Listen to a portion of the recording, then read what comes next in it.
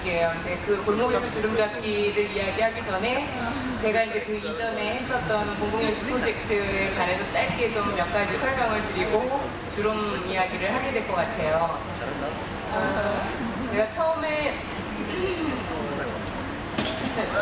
이 공공예술이라고 하는 것을 하게 된 것은 2001년도였는데 독일에서 이제 공부를 하고 들어와서 이렇게 한강 올림픽대로를 지나가고 있는데 오래된 아파트가 한 채 서 있는 걸 봤어요. 사실은 제가 아는 어떤 그 여성 작가가 거기에 이제 살고 있었는데 10년 정도 있다가 들어와 보니까 그 건물이 이제 이렇게 비어서 서 있는 거예요.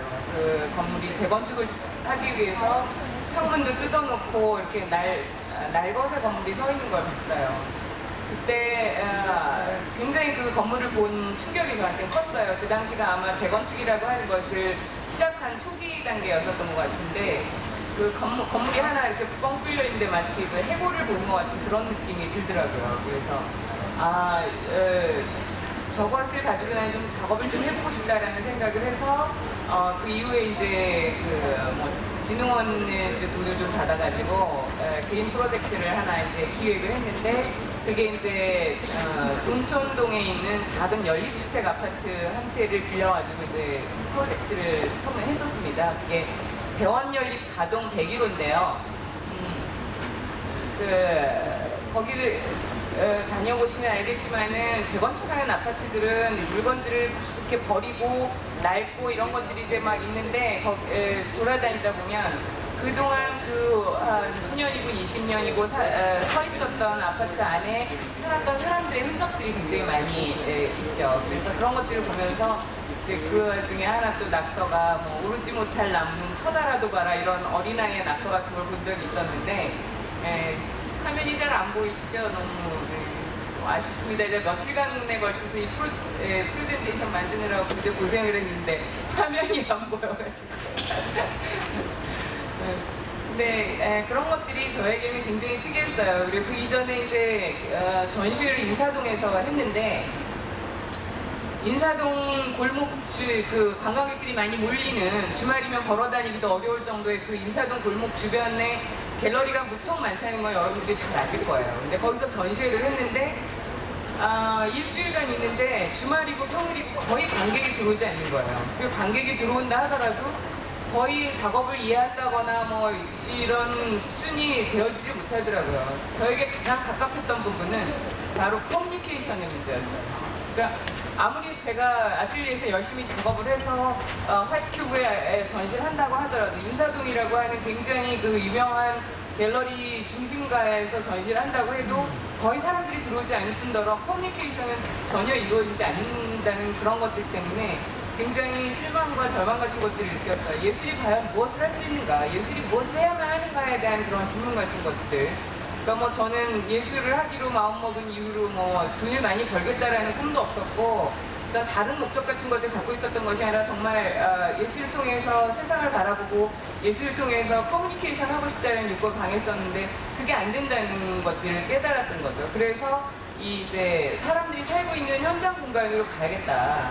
오지 않는다면 내가 가겠다. 그래서 가서 사람들과 직접 커뮤니케이션 해보고 싶다라는 그런 생각에서 이제 이런 작업을 하게 됐는데 어쩌면 이게 이제 그 예술이 이렇게 좌대에 높이 올라 있어서 우러러보고 거리감을 두고 바라봐야 하는 그런 한계를 깨고 싶다라는 것들이 가장 기본적인 생각이었고 그래서 저는 제가 땅으로 내려왔다라는 얘기를 많이 해요. 드디어 내가 땅에 발을 밟게 되었다라는 생각을 이제 하게 되었다. 그거는 제가 이제 개인적으로 엄마가 되고 가정주부로서 생활을 하면서 예술을 하기 어려워서 겪게 된 여러 가지 이제 한계 상황 같은 것들이 또 더욱더 이제 그 예술이 어떤 아틀리에서 나의 이상만을 표현하는 것이 아니라 진짜 땅으로 내려와서 내 삶과 연관된 내가 직접 살아가면서 느끼는 어떤 문제나 어떤 감정이나 이런 것들과 관련되어야 된다라는 생각을 더 하게 한 계기가 되었었던 것 같아요. 그래서 이제 마침 대원연립 옆에 공사를 하는 곳이 있어서 그 사람들에게 이제 1큐빅 그러면 얼마 정도인지 잘 감이 안 잡히실 텐데 저 통역 부스 한 2개 정도 얹어놓은 정도의 양이에요. 그 정도의 흙을 이 아파트 실내 공간에다 전부 깔았습니다. 그래서 한 약 10cm 정도 됐는데 왼쪽에 보시면 우리 딸이 이제 여기서 맨발로 노는 건데 여기에는 단지 이제 이때는 재건축에 대한 어떤 문제의식보다는 어떤 생태적인 그런 부분들, 인간의 삶이 어떻게 되어야만 하는가 하는 그런 생각들이 훨씬 더 많이 담겨 있었던 것 같아요. 그리고 그 위쪽에 또 방에 집이 하나 비어 있었는데 거기서 이렇게 이제 아이들이 들어와서 어차피 이제 부실 아파트이기 때문에 마음껏 그리고 마음껏 놀도록 했어요. 여기 쓰여진 재료들은 전부 이 지역에서 이제 수집된 건데 이때 제가 수집한 여러 가지 옵제들 지금도 쓰고 있는 것들이 좀 있습니다. 이제 그림을 다 그리면 뜯어내고 그 위에 또 그리고 뭐 망창에다가도 그리고 일종의 이제 아이들에게는 굉장히 즐거운 일탈의 과정이 되었었던 것 같아요. 이후에 이런 공간에서 예술가들이 좀 더 활동을 해야겠다라는 생각을 하게 돼서 이제 큰 공공미술 프로젝트를 기획을 했어요. 그게 잠실 4단지. 잠실 4단지 그러면은 한국의 아파트 역사에서 굉장히 중요하기도 하고 어떤 상징적 의미를 갖고 있는 공간이기도 하죠. 근데 제가 이 아파트가 잠실에 이제 대단위로 생겨지게 된 이유가 도시화, 공업화 이런 과정이라고 생각을 했었는데 사실은 그 당시에 경제 위기를 타게 해 나가기 위해서 건설부를 만들어내기 위해서 정부가 만들어낸 프로젝트였다라는 그 역사를 또 알게 됐어요.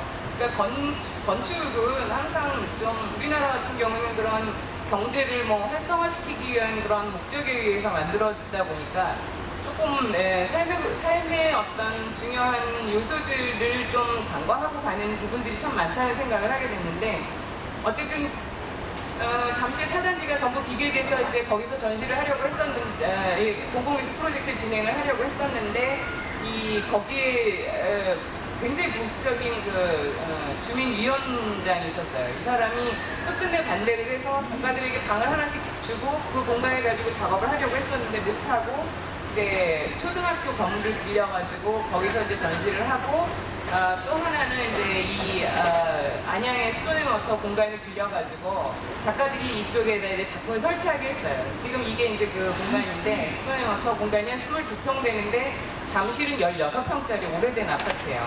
그래서 이 두꺼운 스티로폴로 이제 벽을 세웠는데 원래 벽의 높이가 스톤앤워터 높이보다 훨씬 낮은 거예요. 그래서 위에 공간이 이렇게 떠 있는 그런 상태인데 그리고 이제 아파트에 가서 오래된 벽지를 전부 뜯었습니다. 그래서 그 벽지를 전부 다 붙이고 이게 이제 아파트 공간처럼 보이긴 하지만 그 갤러리 안에 재현되어진 공간이고요.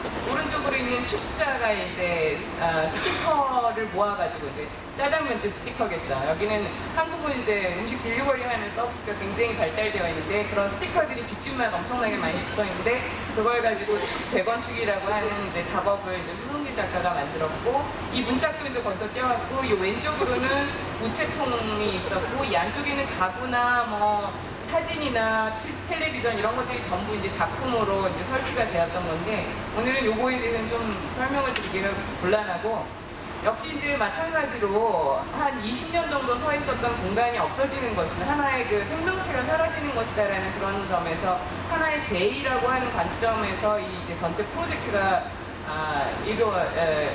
설정이 되었었고요. 그리고 이 아파트에서 이제 여러 가지 삶의 흔적 같은 것들을 볼 수가 있는데 이 안에는 그 당시에 사람들이 선택할 수 있는 그 환경 안에서 주어진 조건 안에서 선택할 수 있는 모든 미적인 선택 같은 것들이 담겨 있다. 그런 것들이 요셉 보이스가 얘기하는 누구나 예술가라고 하는 그런 점에서 어떤 생성의 예술이다라고 하는 관점 같은 것들을 이제 많이 사용을 했었고요. 작가들에게도 어떤 외부에서 다른 재료들을 가지고 오기보다는 그 안에서 거의 모든 이제 예술의 재료들을 구해서 할 수 있도록 그렇게 이제 이야기를 했었는데 결국은 이때 이제 제가 생각했던 것이 파울 클레가 얘기한 예술이란 보이지 않는 것을 보이게 해주는 것이다. 즉 우리가 늘상 접하고 보고 있기는 하지만 그 삶의 공간에서 사실은 보지 못했던 어떤 삶의 어떤 진실 같은 것들, 삶의